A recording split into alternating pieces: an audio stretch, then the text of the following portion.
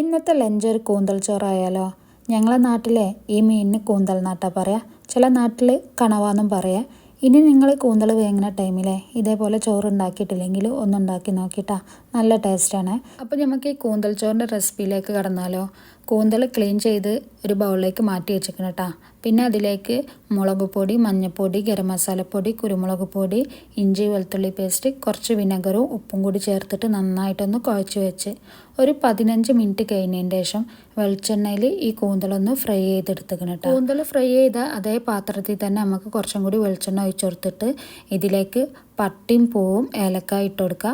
പിന്നെ കട്ട് ചെയ്ത് വെച്ച വലിയ ഉള്ളി ഉപ്പും കൂടി ഇട്ടിട്ട് ഉള്ളി ഒന്ന് നന്നായിട്ട് വഴറ്റിയെടുക്കണം കേട്ടോ.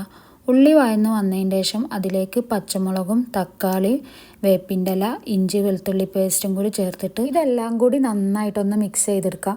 തക്കാളിയൊക്കെ കുക്കായി വന്നതിന് ശേഷം ഇതിലേക്ക് തൈരും കൂടി ചേർത്ത് കൊടുക്കണം.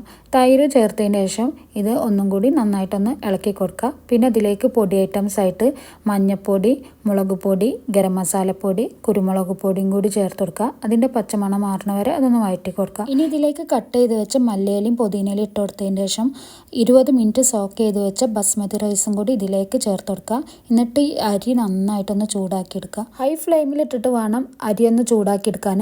അരി ചൂടായി വന്നതിന് ശേഷം വേണം ഇതിലേക്ക് ചുടുവെള്ളം ഒഴിച്ചു കൊടുക്കാൻ. ഒരു കപ്പ് അരിക്ക് 2 കപ്പ് വെള്ളമാണ് വേണ്ടത്. ഇനി ഈ റൈസ് ഒരു ഹാഫ് കുക്കായി വരുമ്പോൾ ഇതിലേക്ക് നേരത്തെ ഫ്രൈ ചെയ്ത് വെച്ച കൂന്തളും കൂടി ചേർത്ത് കൊടുക്കുക. എന്നിട്ട് മൂടി വെച്ചിട്ട് ഒന്നും കൂടി കുക്ക് ചെയ്തെടുക്കട്ടോ. ഇപ്പോൾ ഈ ചോറിലുള്ള വെള്ളമൊക്കെ വറ്റിയിട്ട് റൈസ് ഒന്ന് കുക്കായി വന്നിക്കണേ. ഇനി ഇതിലേക്ക് മല്ലിയിലയും പുതിനയിലയും ഇട്ട് കൊടുക്കുക. കുറച്ച് നെയ്യും കൂടി ഒഴിച്ച് കൊടുക്കുക.